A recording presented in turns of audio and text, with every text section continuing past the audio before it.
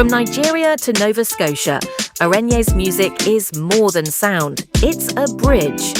Rooted in Afro beats and shaped by global influences, his journey reflects the power of culture shared openly, boldly, and without limits.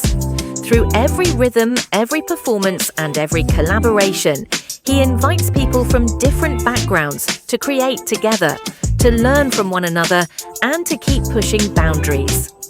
As a Nigerian-born, Halifax-based Afro-fusion artist, aRENYE has become a prominent voice on the East Coast music scene, blending soulful energy with lived experience. The name, it did come from, it's my last name. My last name is aRENYE. Okay. And I used to add a lot of names, man, like before I started with that one, to be fair.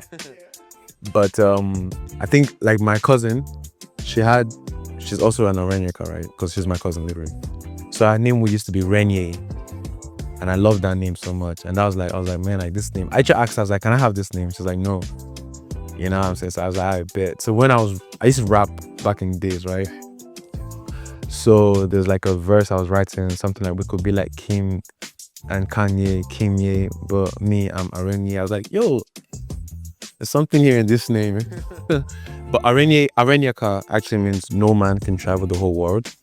And that just pretty much means there's always another level to conquer. Like my dad and my mom, they're like, there's a music home, you know what I'm saying? Like, someone's like, I'm growing old, I'm going to be 30 in like 2 years.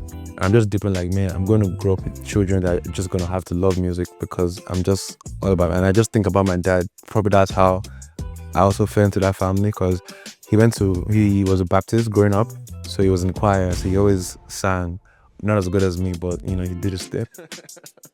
So obviously I grew up like Ronkinoli, Don Juan, Women of Faith, is that what it's called? I think so, yeah. So there's a lot of that. My mom used to bump Aifele, you know what I'm saying? So, but there's not a lot of other tracks, you know what I'm saying? Like, I'll get to that. So growing up, and then we had morning devotions every day. So shout out to my parents, like every morning we always had to go with the open heavens, but that comes with music, like praise and worship. So like from birth, I was just surrounded by, in the morning was singing praise and worship, or during the day, or if you drive my dad's car, there's a CD playing, you know what I'm saying? So I had a Lego box, it was blue. And I used to have like my mom's cutlery, so I used to drum on that cutlery. Then my mom, she had this special spiritual ability to compose music on the spot. I'm telling you, like, we'll be singing Praising That Lord, but she'll just bring her own new track, and we all have to learn it because you can't stop the clap, you know, it's moving, so she'll just throw in one new song. So that when I think about it, it's like I was surrounded with music, and my mom honestly was the first composer that if I actually did, and she probably doesn't even know that, but she was probably the first person I could see that could make a song. She was freestyling, if that's the word.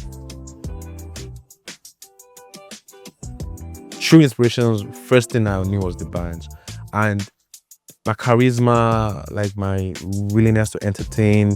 I think I really all learned that from the band. Like, think about Suddenly videos now.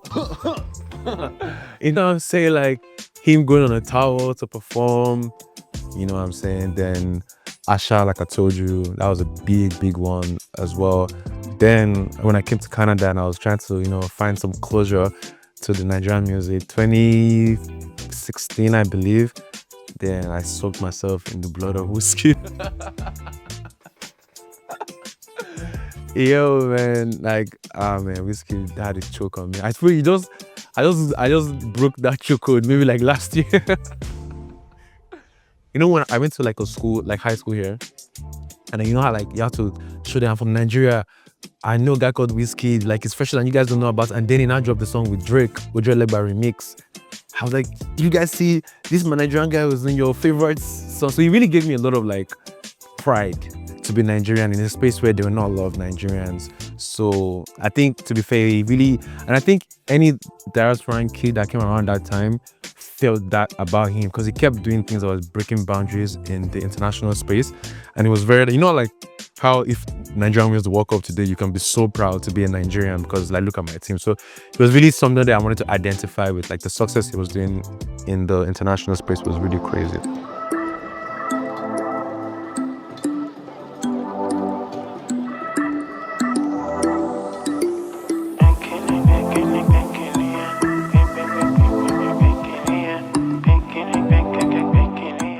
I think for me is this thing I always say: create, execute, repeat. And it just goes to tell my story. Someone that thought I was going to be a star by 11, but I'm still 28, still know where I want to be, still going at it, still going, creating, executing, and repeating year in, year out, year in, year out. And for me, I think what God wants to do with me is, in a world where like there are a lot, and no shit to them, it's just that's their story, right? People can wake up today, do a dance on TikTok, and they blow up, and they have 1 million. Mine has been this steady, brick by brick development of someone that God is knows where He's going to take me to. Like He knows all the answers.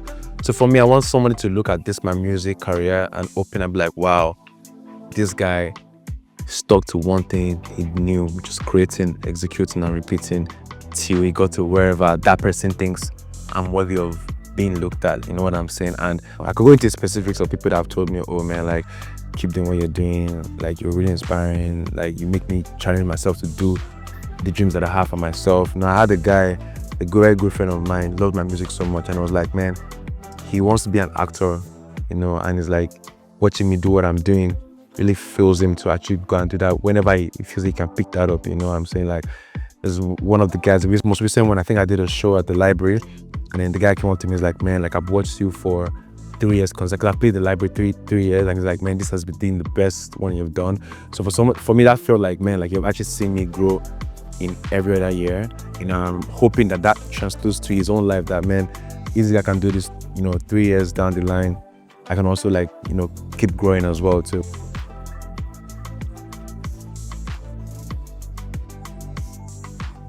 For any creative, actually, in just on music, but like Halifax is such a great place to harness talents.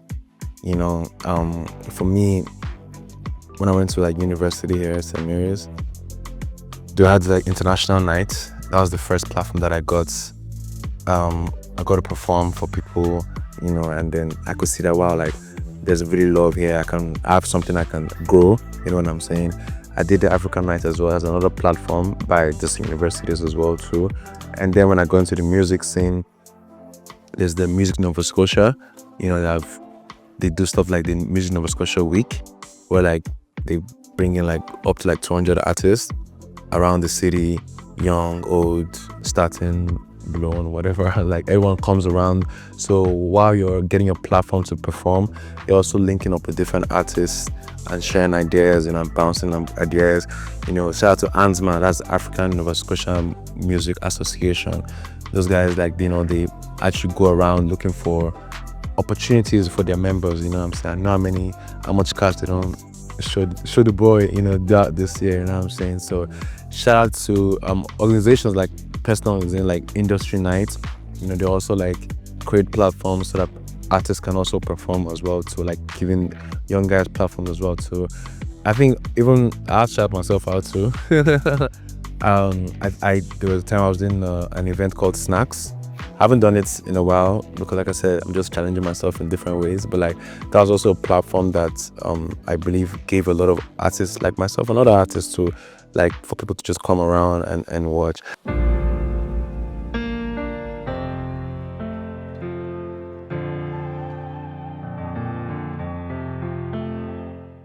I met this fine, handsome gentleman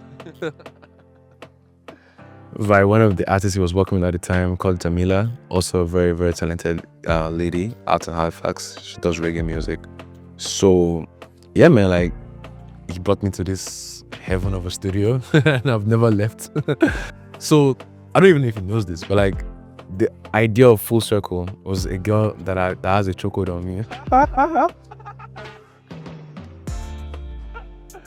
Yeah, it's like she's like a muse. You know what I'm saying? Like sometimes I love her, but like it's like a joke. Not a joke, but it's just like it's an artist love. Like the more I love, the more I get heartbroken, but the more I'm inspired. I just like the cycle, you know what I'm saying? So the story doesn't end. It's almost like, obviously the first one was really about her from my own melody and inspiration. But then it kept becoming a thing, like almost a tradition. Like the next year when we came again, I remember I was like, damn, are we actually going to make another project? Like I doubted it, honestly. I was like, can we actually do this thing again? and he just played the first beat. I think his first song with me was Stupid Cupid for that one. And I was like, wow, we're actually going to make another slapping. And it's even, I think the more we kept doing it was even sounding way better. You know what I'm saying? So I was like, damn, like this is actually a thing. So we now made the full circle too, because it just felt like we're doing this all over again, you know what I'm saying? And then I think the third one, which is what we're working on, or actually done with it now, I was like, there's no way we can do this thing again. I mean, this guy is a crazy guy, honestly. Like, first 2 sessions, I was like, I knew we cannot do this again. And then maybe like third, fourth session, he plays with beat. I'm like, yo, and it's always like a different angle that we take it to. So big up to him, honestly, like, because with every project, the sound is different. And I'm just a paint. He takes me and he paints me on the canvas, you know what I'm saying? All I bring the red, I bring the green, but he really makes the artwork, you know what I'm saying? So yeah, full circle is literally something that grew up a relationship that I have with someone. But it's so funny because, like I said, that woman is in and out of my life. So anytime I'm singing a song, even if it's not a love song, there's still some way that she's still inside, and I can't complain.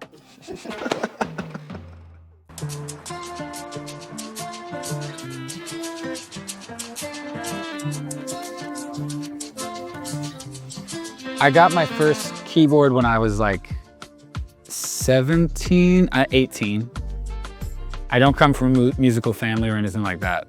I actually got into music because I'm a skateboarder and I hurt myself a bunch.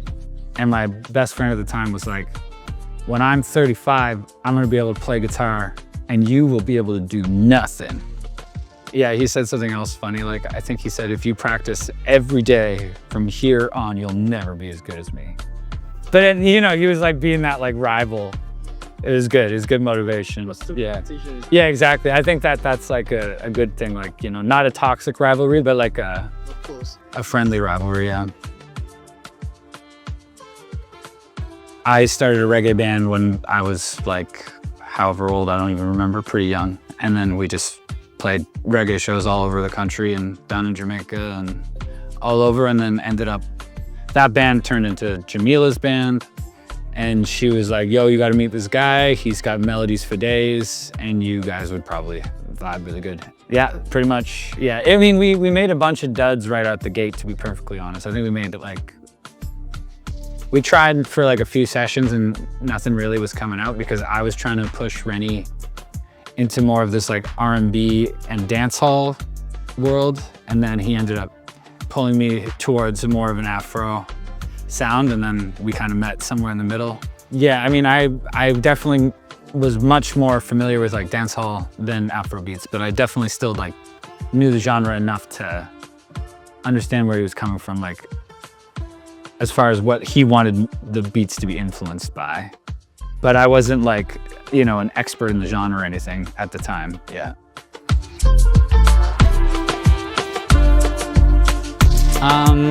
Generally speaking, it's like,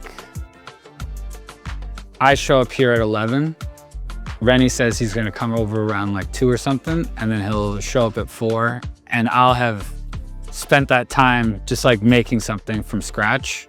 I play a bunch of instruments, so I'll program drums and then play all the instruments. And generally in like that amount of time, I'd have like a pretty good starting point. And then he'd come over and we'd put some vocals on it and then leave it and listen to it again the next session and be like, okay, is this worth pursuing? Is this garbage? You know, and then just rinse and repeat, do that. Create, execute, repeat, you know. Thank you.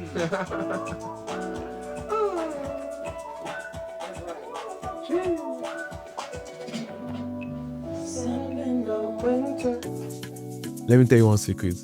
All these people, they think I just come here and but how do you do that so quickly?